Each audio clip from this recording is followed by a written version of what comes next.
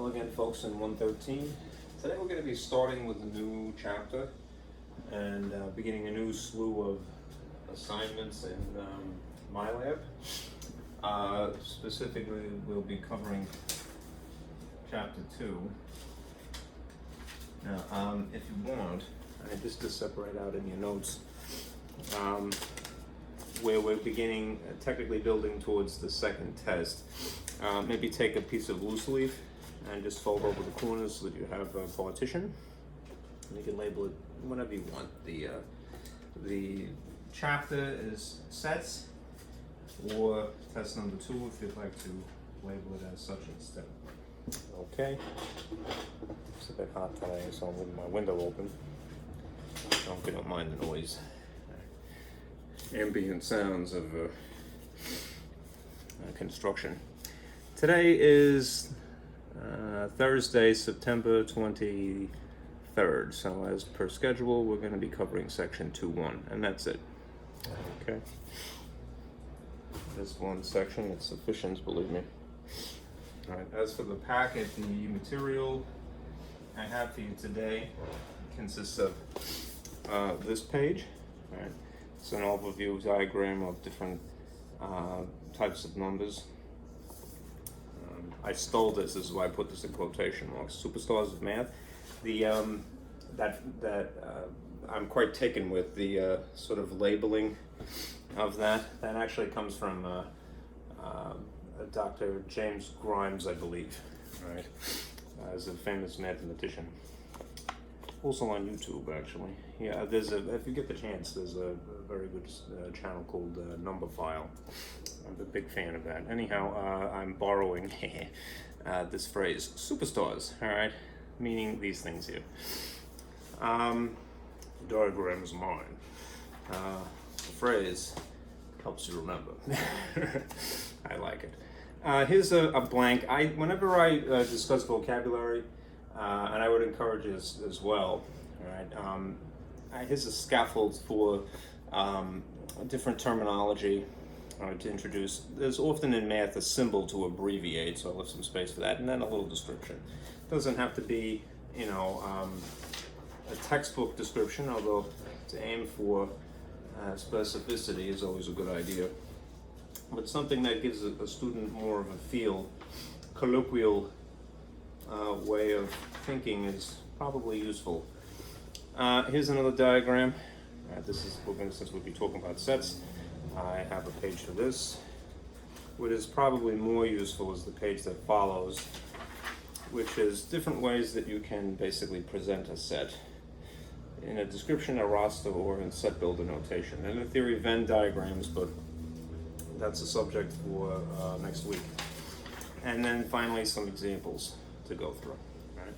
And if you're not happy with my explanation, there is a page that I've left for you. Basically, I swiped from the textbook. This is an overview model. I've had to write something in set builder notation. I have that on my own diagram that I've created, but if this is more plain spoken, by all means print that. And here's the last of my diagrams. This is about different contrasts that you will come across in the subject of sets. All right, intersections, unions, whether sets are equal or equivalent, and whether you're working with a finite or infinite set. Okay? So if you're following along, to print that, and I'll go through it. All right. Let's see here. Turn this on and adjust the lights as always. I know my battery's not dying yet. I'm lucky my light bulb, knock on wood. My bulb and my projector has lasted as long as it has. I'm not looking forward to the day of having to replace that. Hopefully it won't be anytime soon. So let me just make sure that this is not crooked and filling the void. So it looks pretty good. Okay.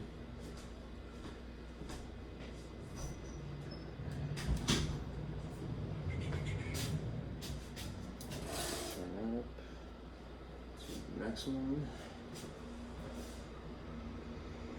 I have have to, unfortunately, adjust the lens every single time because I have to move this projector.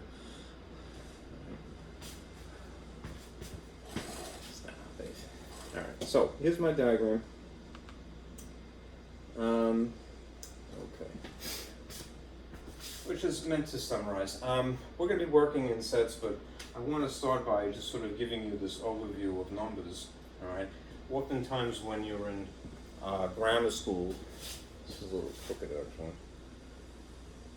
you will hear the phrase real numbers thrown around, but they don't usually at that level, at least in the United States, go into a lengthy explanation about, well, what does it mean to be real? Other than they say, you know, the numbers that you're dealing with, you know, great. Why give it a name unless there's a reason, right?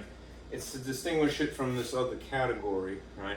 You're not going to be dealing with imaginary numbers in grammar school. In fact, you probably only sort of touch upon the subject in high school, towards the end of high school, but that's the reason for the name, right? Real.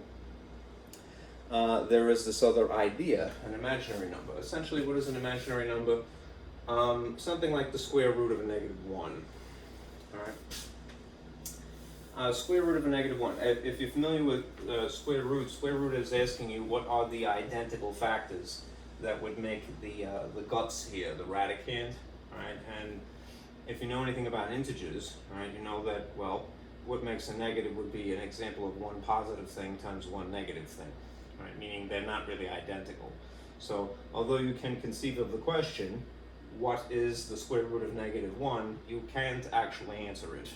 It's imaginary, right? There aren't identical factors. So rather than throw it away, mathematicians have decided that, well, we'll just signify that by the letter I, right?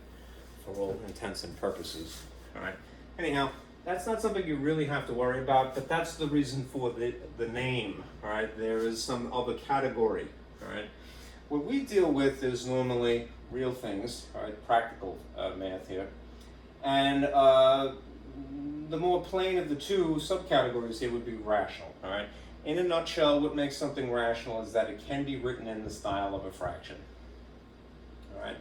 But, all right, if you have this concept, there is this opposite concept, irrational numbers. These are the more interesting. These are the ones that Dr. Grimes has coined the phrase, I believe. I don't want to misquote somebody either. All right, the superstars of math. Those are the interesting numbers. All right, which is why it's so endearing. All right, a term. All right, clever way to put something. Right, the irrational numbers is something that essentially can't be written as a fraction. All right, famously, there's pi. Right. Normally, again, when you're a little kid, at least in my own experience in grammar school, right, they don't go into too deep a conversation about this and say, oh, well, pi is 3.14159 such and such into infinity. They usually just sort of truncate it and just leave you with 3.14, the decimal equivalent, or approximate.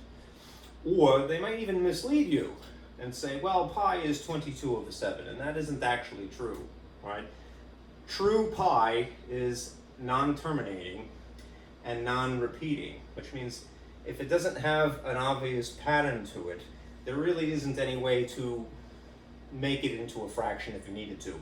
It just so happens that 22/7 is remarkably close to, it's a good approximate for pi, but it isn't actually pi, right? Math people, believe it or not, tend to favor the pi symbol, which is pronounced P actually, because it summarizes all of infinity even if you can't see it. You know, it's kind of a hard thing to wrap a person's mind around, but as you progress in math, you begin to appreciate the abbreviation much more, right? Because it means the entirety of something even if you can't. There is no end to it. It's limitless, right? There are other superstars here, right? Square root of 2 famously is another 1.41 such and such into infinity, and Euler's number, 2.71, I believe, something. Anyhow, you're not really having to worry about these right now, but more or less save them in the back of your head because they're another category, right, of numbers, right? Here are the things that will be practical to us, all right? Mostly integers, if not just whole numbers in general, all right? and maybe the occasional decimal number. All right? Decimals can be either terminating or repeating, which means an example of this would be something like 0.3. That is written in the style of a decimal, but it's 3 in the 10th place. So if it's 3/10, all right, then you would put a 3 sitting on top of a 10. Can be written in the style of a fraction. Even if it repeats, though. That is, if there's an obvious pattern to it, all right, there is a method, all right, for converting a repeater into a fraction. All right, one thing you could just, if you want, just for the sake of satisfaction, proof that this is true, if you divided 1 by 3, you would get 3's into infinity. All right, it comes from a fraction. All right, you would really need algebra to go about the process of converting it to the fraction rather than taking it from. Integers consist of 0, negative, or positive whole numbers. Let's specify that. That's worthy of notating, right? They're whole. So whole with a sign or a 0, right? 0 is neither negative nor positive. But you could take a whole number 7 and make it look like a fraction very easily by sticking a 1 under it. You can make a whole -5, right? It'd be more accurate to call it an integer, really. But make it look like a fraction by sticking in a 1 under it. Even 0, you could put a 1 under it and it would still technically be correct. Okay? So, think when you hear the phrase integers, because it comes up a lot, right? Think it's really a whole number, non-decimal, right? With a sign perhaps, or it's just 0, which is neither positive nor negative. Okay? So bear that in mind. Now, as far as sets are concerned, there's a lot of terminology. All right, so let's try to get that out of the way first. I made this, again, this sort of scaffolding to help keep all of the vocabulary in one place and give us a good reference that we will build up here. Okay. Now, what is sets? Sets is basically that part of math that teaches you to, or cultivates an organized mind, right? Even if you hate math, I mean, I love it for that one thing. It teaches you how to be organized, right? And order things, right? All right, if you've ever heard that phrase, collect the whole set, you know, like commemorative plates or something. Think of it in that respect. All right, now, let me get some markers here. I'll begin. Okay, now, as far as the term itself is concerned, let's see if I can get this a little bit bigger. That's a little bit better, I think. All right. I hope it's not too blurry. I feel like it's a little dim. I'm probably looking for trouble right now, but let me see if I can get it a little bit brighter. Color, picture mode, brightness, yes.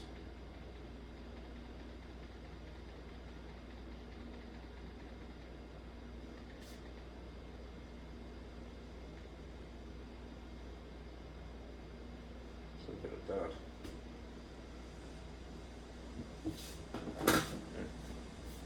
If that's getting a little too much, I'll revert it back. All right. A set, which is usually implied by fancy braces like this, and then some contents on the inside.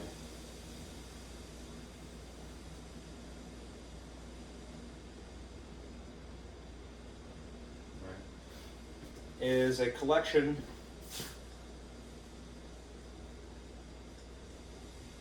of objects, items, numbers, whatever have you, whatever floats your boat. Right. For the sake of organizing,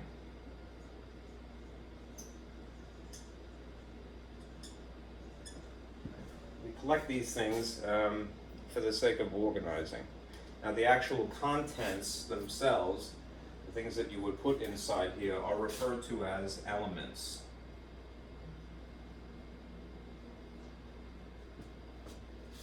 All right. A lot of times an element is referred to symbolically via this symbol. It's an epsilon, but it happens to be stylized. It's what they call lunated. It looks like the moon. Any object, anything listed in the set. All right, and it would be separated by commas.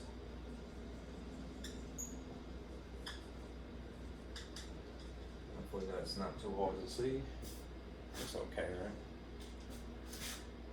It's funny because in real life it's difficult to see, but as I'm looking at my camera, it seems to be picking it up better, so I'll leave it alone for that sake. You'll hear this phrase, ellipses, which are the 3 periods in succession here. This is used to indicate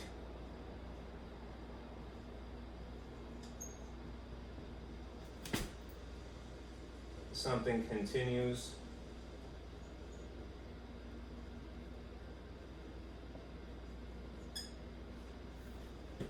either between or beyond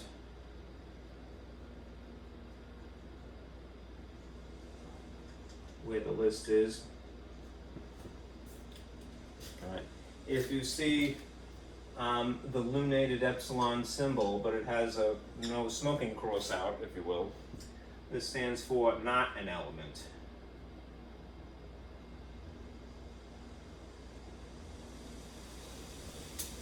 And that's pretty self-explanatory. Okay, now, why did I mention that other stuff from earlier? Let's see if I could, no, I better leave that alone. All right. That sort of family tree of numbers. The phrase natural numbers gets thrown around a lot. And that may seem like, what on earth is a natural number? All right, a natural number is, firstly, abbreviated by the symbol capital N. All right? It's an example of an infinite set. Meaning that it stretches on, you can't write all of it. So if you were going to refer to it in writing, you would either use a capital N, or you would draw first a couple of numbers and then put some ellipses immediately after it, right? It is what is referred to as the counting numbers. The numbers that are intuitive to you.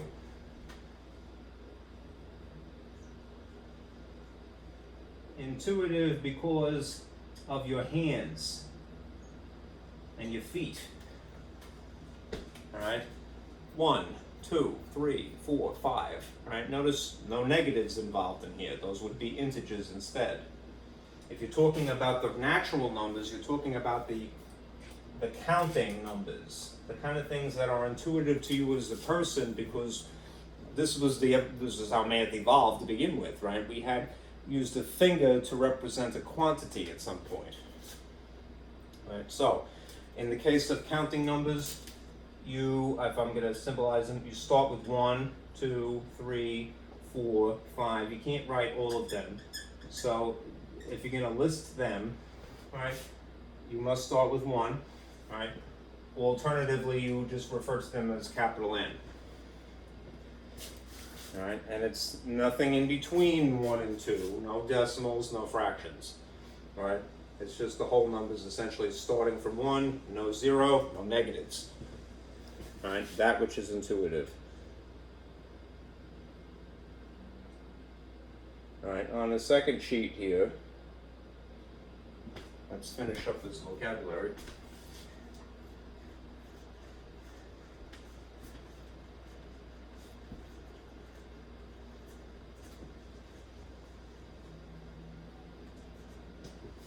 some other distinct terms. You'll hear about a cardinal number.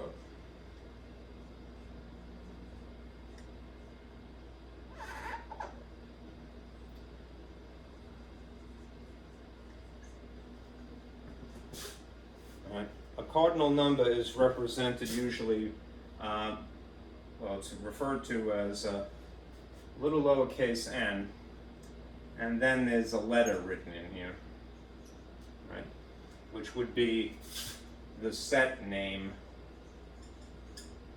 right? The n is really referring to the cardinal number, right? What is it exactly? It's the number of numbers. The number of elements doesn't have to be numbers per se, but it tends to be in the set. The actual amount.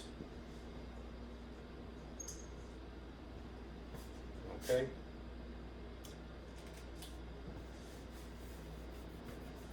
You may hear this phrase thrown around: one-to-one correspondence.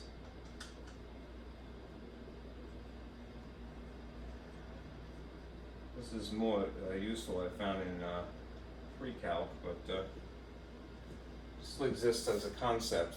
One-to-one correspondence. My red is beginning to bite the dust here.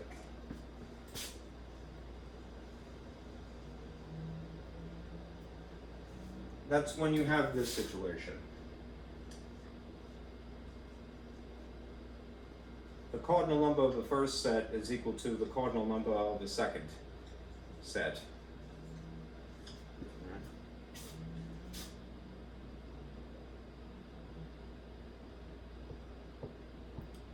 Which basically makes the sets equivalent.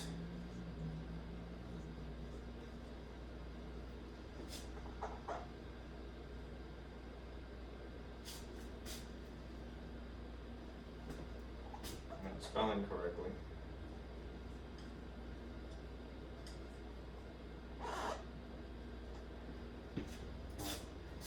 Just bear in mind, there's equivalence and then there is equality. They're not the same thing.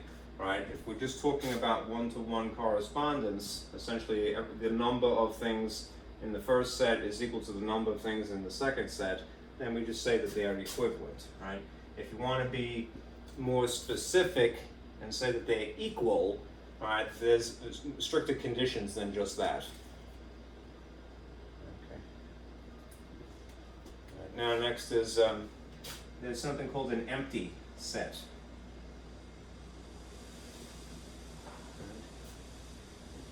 Or a null set.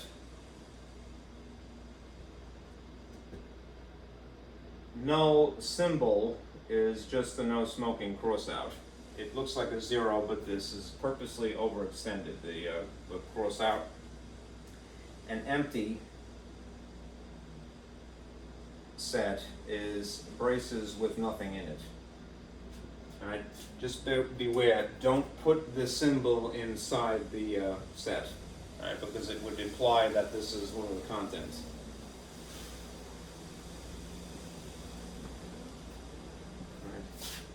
Alright. A set with no elements.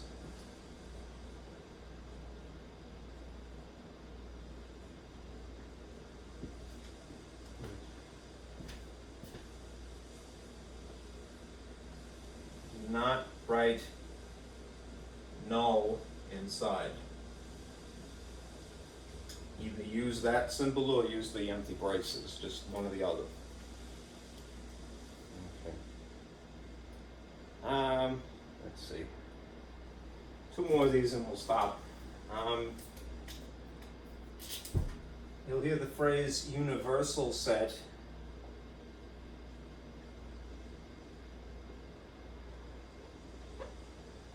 Universal set is symbolized by a capital U, which I'm going to stylize like that because I don't want you to confuse it with something called a union symbol.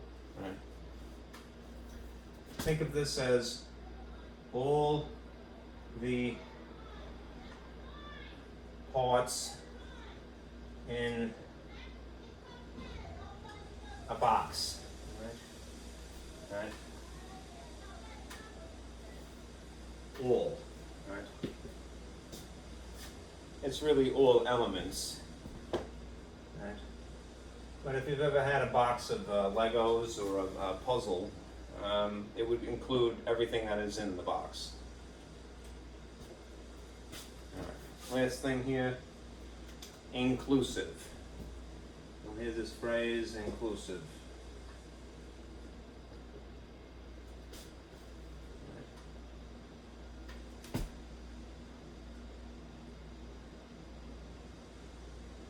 It's in the context of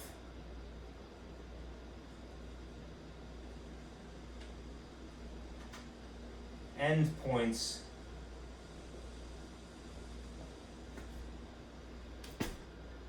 also being included.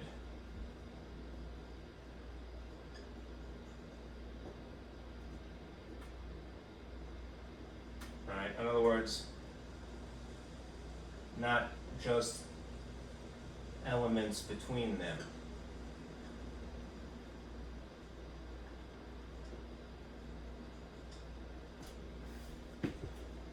Okay, that's a lot to assimilate, right? And you might wonder, well, why didn't you just type this and give it to us? Because because it's an alien sort of concept, really, I would assume. It is better to write something, right, slowly, and follow along like that, than simply have the information regurgitated. You'll retain the information. You'll have more of an intimate relationship with the subject matter.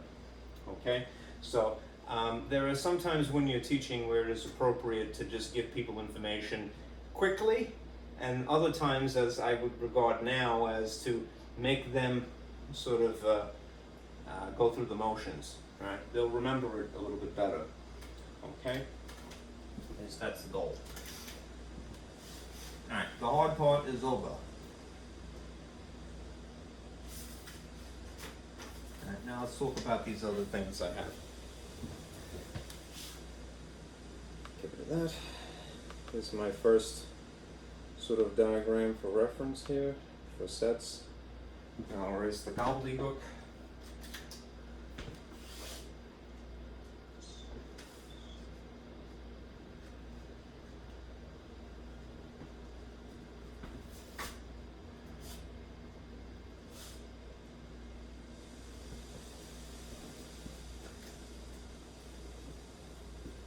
Okay, now ideally, it does look a little faint.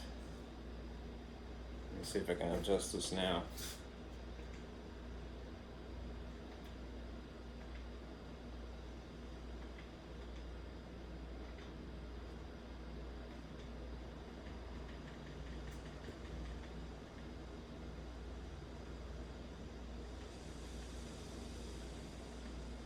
I'm going to go with that. I'm experimenting here.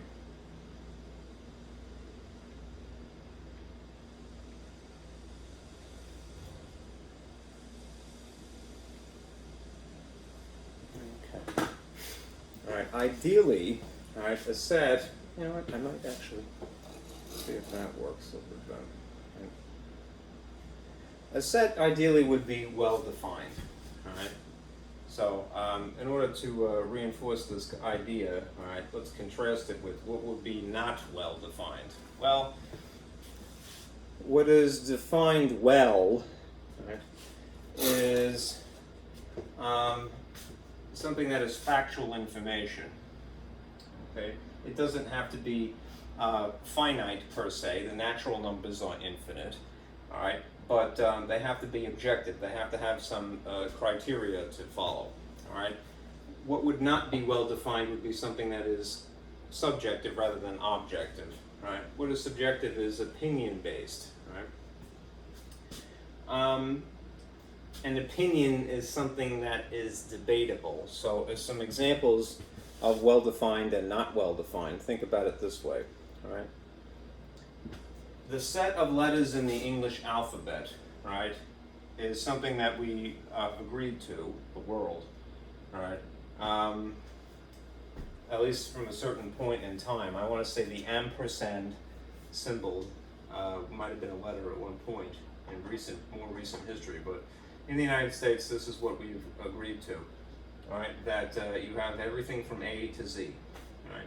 Notice that these are the elements here because they're inside the braces, and they're listed. They're separated by commas. All right. Now to reinforce that, I made them blue and the commas black to make it contrast. All right. That's objective. All right. That's factual. All right. It's a concrete thing and it can be determined. All right. What is opinion, on the other hand, which would not be so well defined, would be something like the set of tall people in a classroom. All right. You might get some consensus, right, as to who would be regarded as tall. All right. But that's up for debate. It's a little more easily debatable. All right. Because, you know, what exactly is tall? A person who is, you know, 5'10" or 6 feet tall or taller than that, right? What if nobody in the room is that height to begin with, you know? So, all right, opinion is something that can be debated, and therefore you would have a not well-defined set from something that is clearly an opinion. You'd have to form a consensus first, all right? Let's stick with facts, all right, if we can help it. All right, now, how do you actually designate a set? Well, there's several ways. All right, and this is kind of a worksheet, so I left a blank area. So let's work on this. All right. Firstly, all right, there's these three in section 2.1 where we are right now. All right, it's really just these three that you see in color. All right, description, roster, or something set builder notation. You could be given a set and you could transform it into one of these alternatively.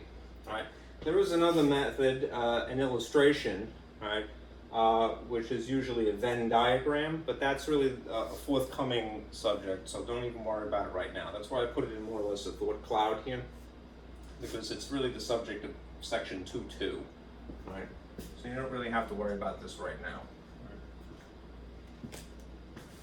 Okay, how would one differentiate here? How do you distinguish one from another? A description is completely verbal, right? It's usually just one sentence long, right? An example would be something like the set of planets in our solar system, right?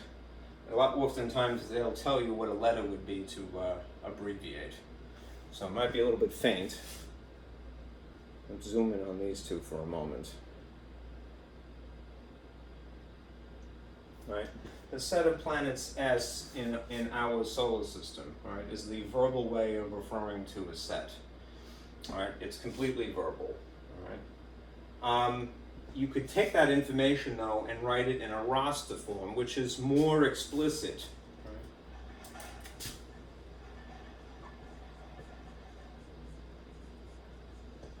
It's explicitly listed, meaning that everything that is part of that set, you can see it. All right. All right, now let's do that.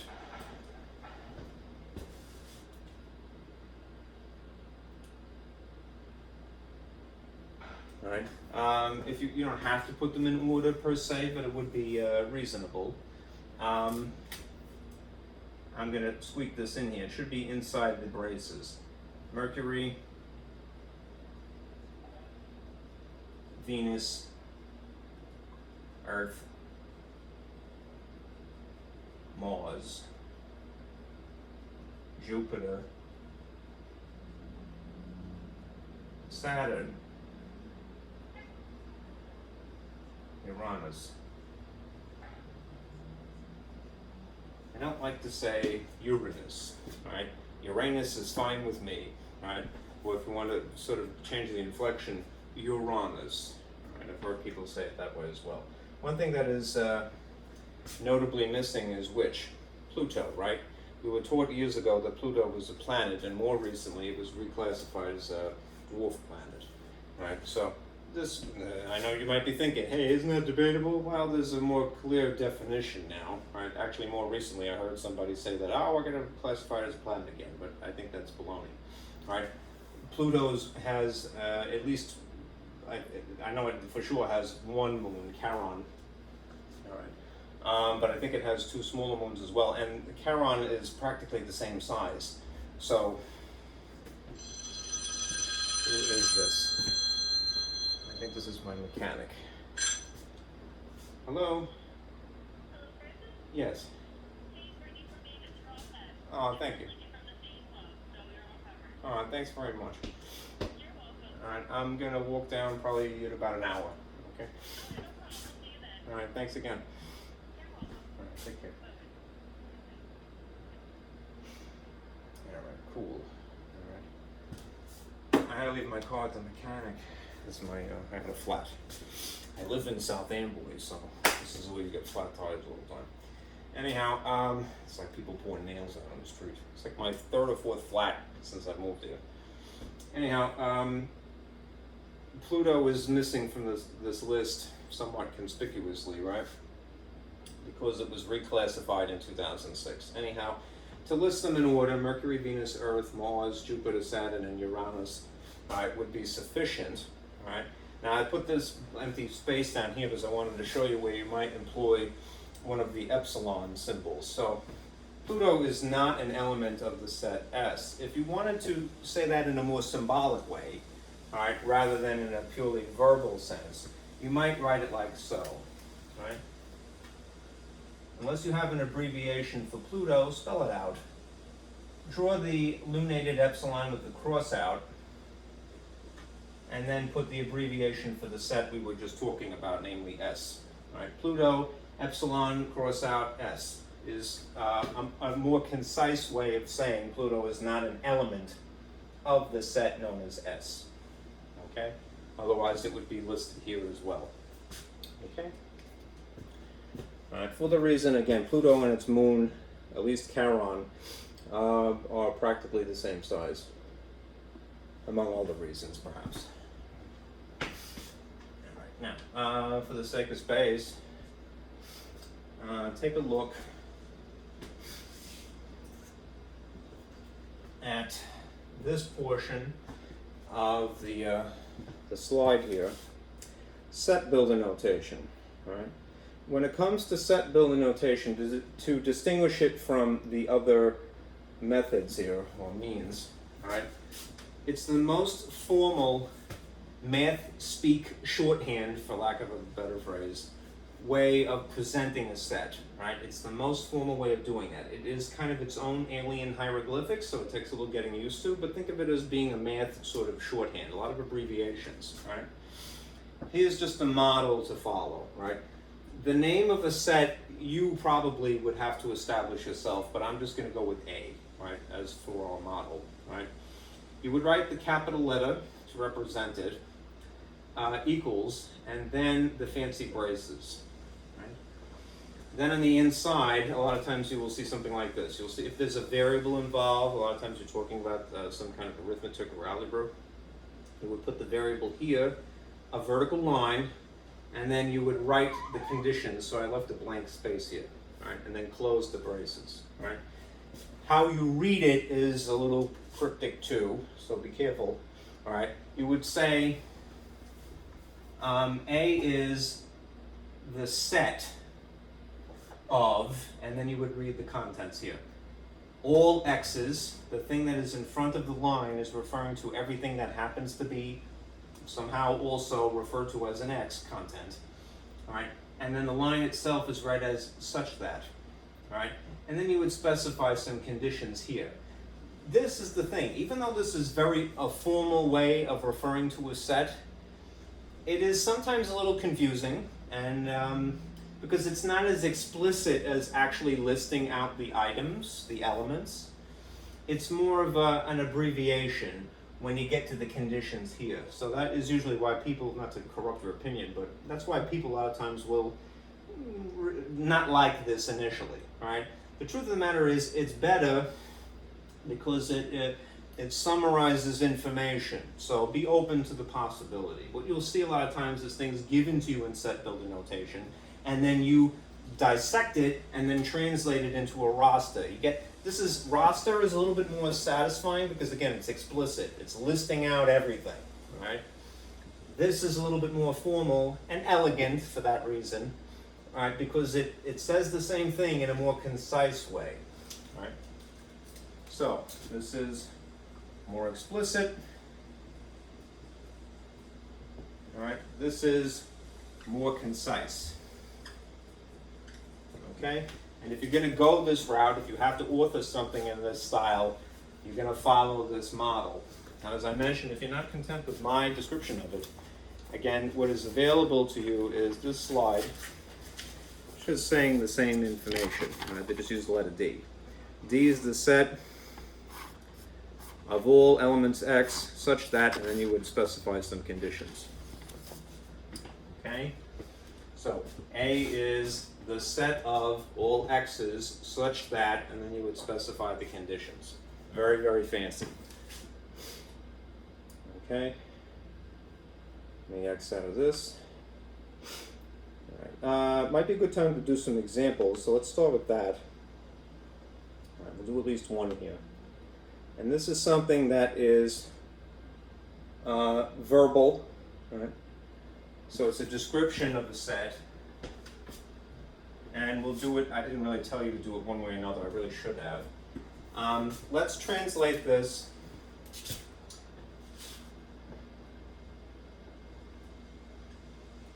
into firstly set builder notation, and then translate it into actual roster form, all right? Because that will be maybe a little more meaningful to a person, all right? Start with this, all right? E is the letter that is the abbreviation for the set non-specifically. Is what symbol in math? Equals, right? It happens all the time. And then if we're talking about a set, we know that we have some fancy braces that we would have to include here and here, right? It's the set of all elements known as X. So we're gonna, when you write X on the inside here, it's meaning that X is going to be sort of an alternate label for any of the contents collectively, right? The phrase such that is represented by this line, okay? And then it says the natural numbers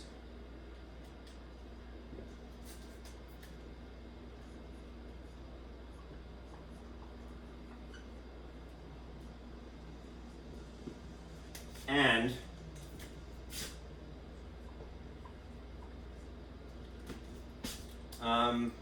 numbers that are greater than 10.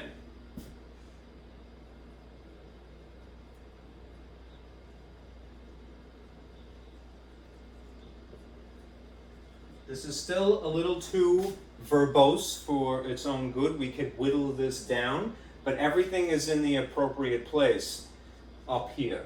All right. E is the name of the set, vaguely. Is the set of X's, apparently all X's, and such that we're meeting these two conditions simultaneously. All right. So what you could do, all right, is now whittle this down. All right.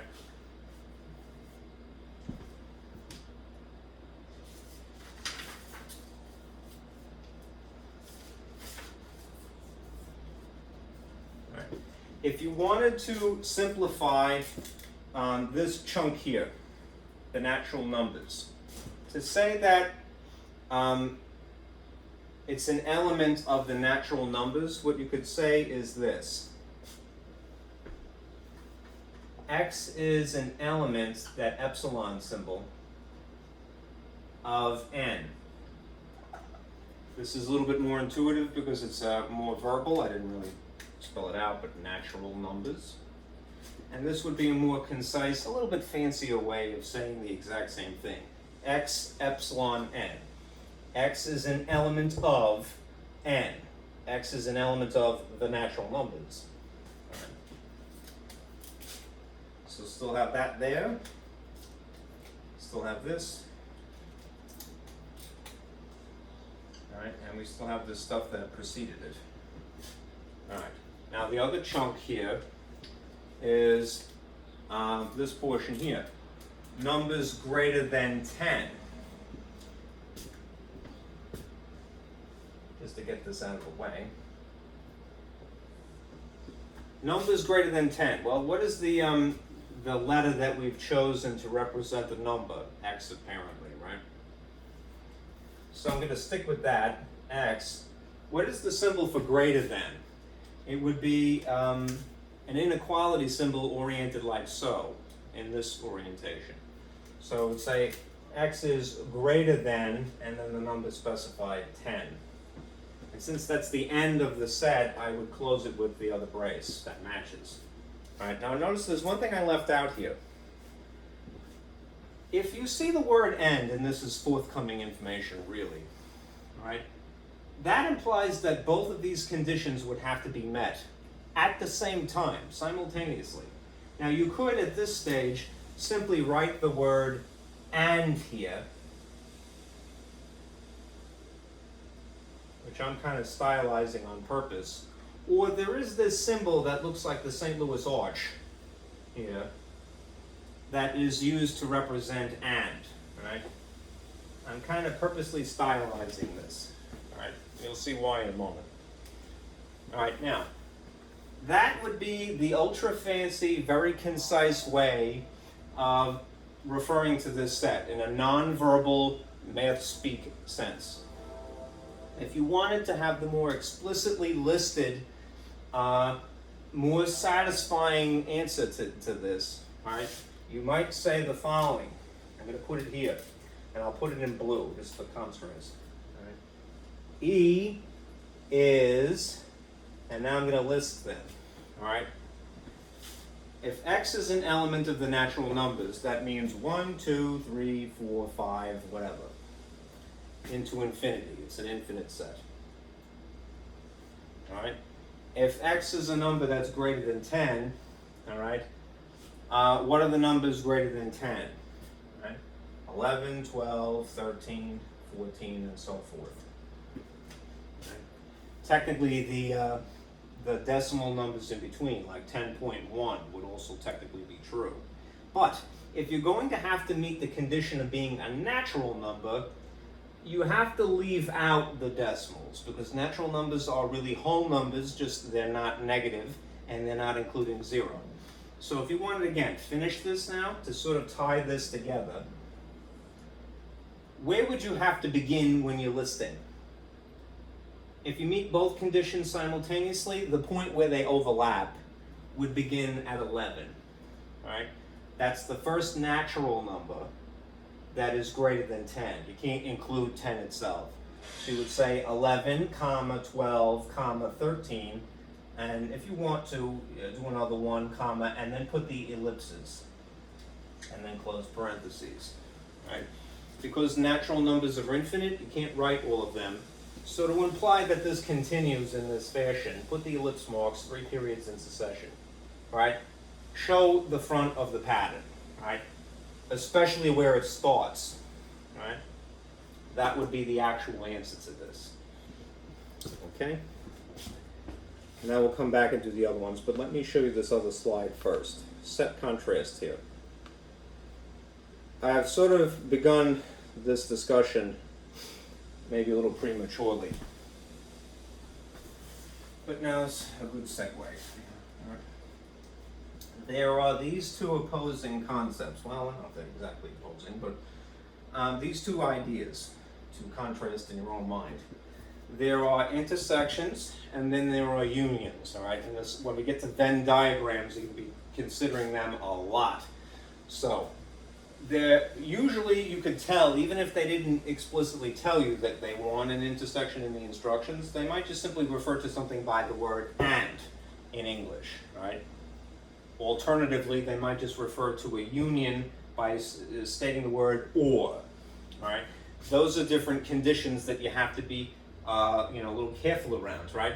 There's a sort of a common colloquial, ordinary way of speaking, and when we talk to one another, we kind of vaguely understand what we're saying when we communicate.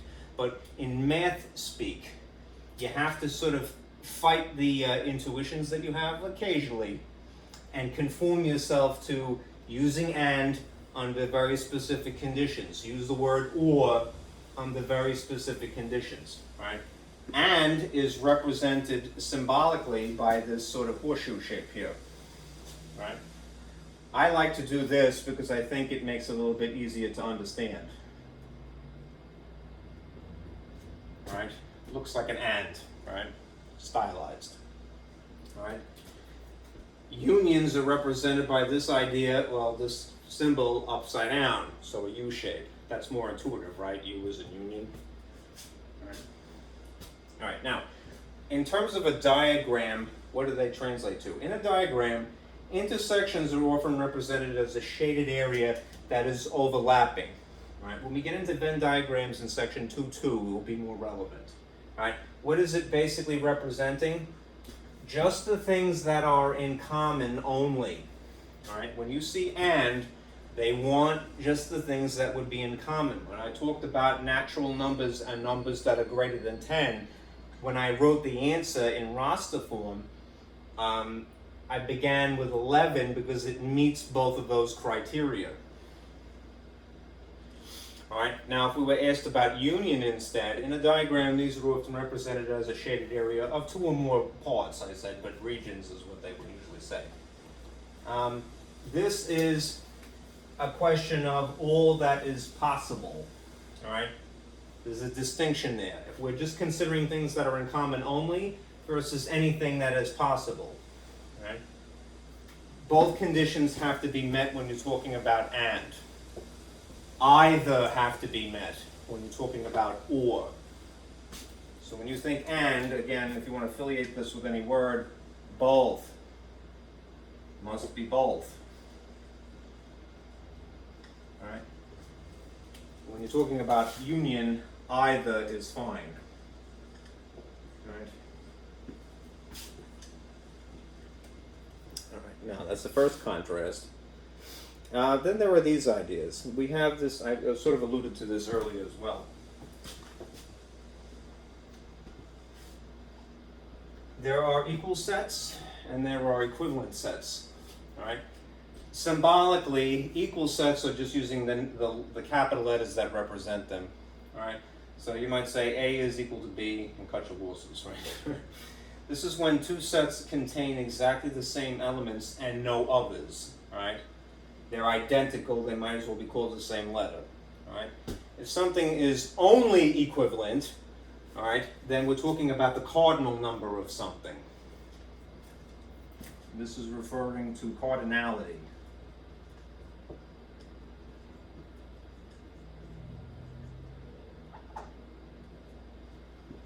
Okay, so symbolically, how would you write that? The number of elements of set A is equal to the number of elements of set B, right? When the 2 sets contain the same number of elements only, okay? Now, if something is equal, they are automatically equivalent, right? But not the other way, right? One could not assume that equivalent sets are equal, but you can assume that equal sets are equivalent.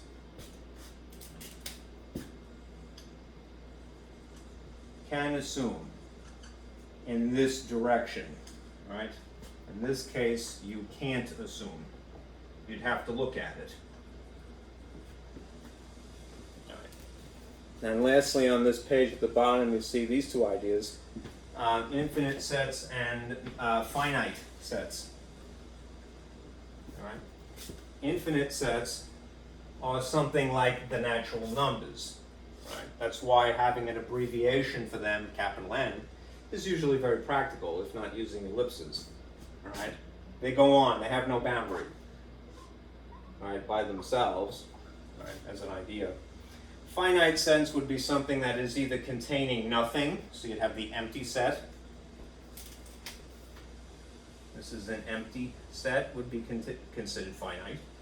All right? Or it's just limited somehow. Right, like the planets in the solar system would be a finite set. There's only a few. Right? There isn't an infinite number of planets in our solar system. Right, beyond it is another story. All right, let's go back and do some of these examples, and then we'll be good for today. All right. All right, now more straightforward instruction here. Translate from raster to set builder given this limited information, right? Notice that this is finite. Right, to illustrate that point, there are no ellipses and it stops at 5. Okay, so here's our model. Right. B, using this letter, well, I'll start with the model that I have. A is equal to, parentheses, x, this line, and then these conditions, and then that.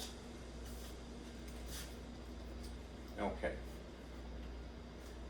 If we're going to adapt the model to the specific problem, start by doing the easy thing, which is to change the letter that is the abbreviation for the whole thing, vaguely. All right. B is equal to, parentheses, braces rather. All right. If we want to be fancy, let's just stick with x here. B is the set of all x's, all elements x, such that if you look at these types of numbers here, they start with 1, right? And then they proceed to be whole numbers, right? So whole numbers would technically include 0 as well, so we would just simply say the natural numbers, right? It's a set of these such that they are the natural numbers. But if we were going to just stop there, it would be insufficient because natural numbers are infinite and this is finite. So we have to give some other specificity there to limit it. Natural numbers and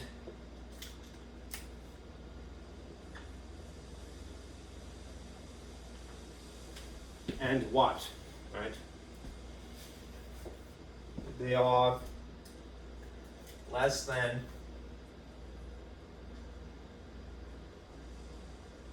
what maximum? They're less than 6, it would have to be, right? So what we could do is, since we have the essential ingredients now, is just refine it, whittle it down, all right? What would be a less verbal way of saying the natural numbers, right? Using the symbols that we have established. Well, we could say this. In place of this, a little bit too verbose way of referring to something, we can say that x is an element of n. X is an element of n. Epsilon stands for element. Remember, n stands for the natural numbers collectively. When we get over here to less than 6, we can refer to this using the same letter x, since that happens to be the label of choice, and then use the inequality symbol that is oriented in this fashion. All right? Less than 6. Now, as a good guy, I got to fill in the stuff around it. This is still b equals brace x such that, and it closes over here as well. But rather than say the word and, I could use the horseshoe, all right, if you like. That's the very fancy, ultra concise way, compact way of referring to these numbers 1, 2, 3, 4, 5, right?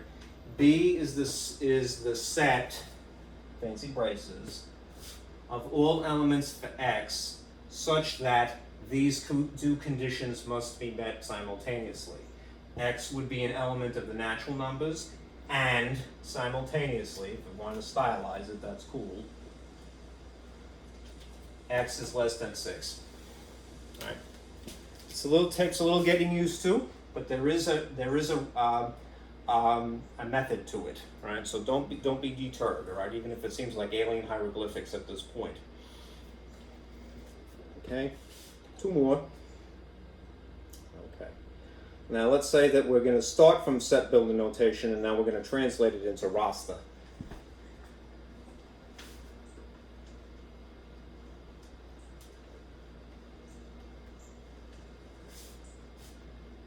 won't be a daunting task. All right. Maybe start out writing it more verbal, descriptive. All right. This is saying that C is the set of all elements X, this entire chunk from here is represented by that, such that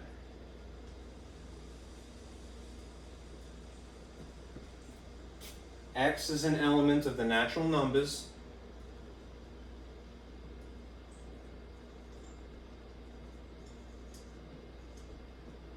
and X is between these two boundaries. It's between 2 and 8, 2 inclusive, if I'm going to use that phrase from earlier. Just 2. Meaning that you're going to include 2 because there's an equals tucked into this inequality, less than or equal, but not going to include 8 because it's just simply less than. All right. Now, that's a very verbal way of saying this. Right? Now let's try to dig that out. All right, what are the natural numbers again? Just this chunk of it.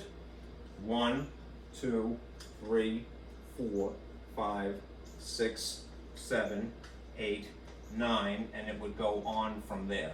My red is dying. Okay. Right. We have to, because of the and, meet both criterion at the same time, both criteria. Criterion are singular. All right. So, 2 would be included. So we definitely want to take that as part of our answer, right? But, right, we don't want to take this, 8, right, because it's not included. There's no equal sign. So basically, everything from here to here would be our answer, right? To write it in roster style, it would be C is equal to the set of 2, 3, 4, 5, 6, 7. And that's it.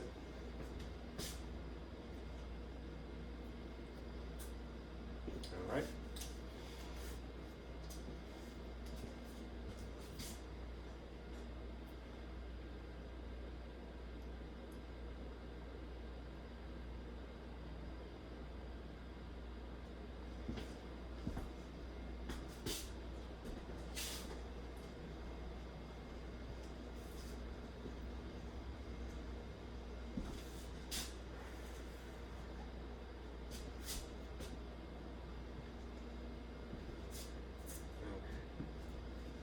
Determine whether the sets are equal or equivalent. All right. Now we have set D and we have set E. All right. Now remember the rule is if something is equal, they have to be identical. All right. Save for order, because order doesn't matter. If they're equivalent, they have to have same cardinal number. Meaning the amount of numbers would have to be, or the amount of elements would have to be the same. All right.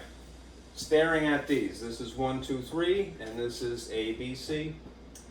I'm thinking it's Jackson 5 now. As easy as 1, 2, 3. They're not the same, but one could say this much. All right. D is not equal to E, right? But the cardinal number of D is 1-to-1 correspondence, so it is equal with the cardinal number of E, because that's 1, 2, 3 things, and this is 1, 2, 3 elements as well. So we would better say that these are equivalent sets, right? Rather than equal, because they're not truly equal, they're not identical. Okay? For the sake of contrast, look at this one. What if we were going to compare these two? Right, here's D again, but here's G. It's like I skipped a letter. I skipped F. How did I do that? Right. Anyhow, this is 1, 2, 3. So the cardinal number of D is equal to 3, and the cardinal number of G is coincidentally 1, 2, 3. So they are equivalent, right, for sure, but perhaps they are also equal. Do they have the same elements? 1, 2, 3, 1, 3, 2. These have the same elements. I know they're out of whack in spite of order. So if you're going to say equal, that's true. Right? They're regarded as true. Right? When it comes to just, we're not talking about ordered pairs here. All right? We're just talking about individual numbers. All right? As long as they are the same elements, they are considered equal. And no others, there isn't a 4 here, and that one missing. All right? So this would be equal sets. All right? Order doesn't matter. Okay. And that's it. All right, let me turn this off. We're done. Got it in a little bit over an hour, so not too bad. I'll just remind you of some things. Okay,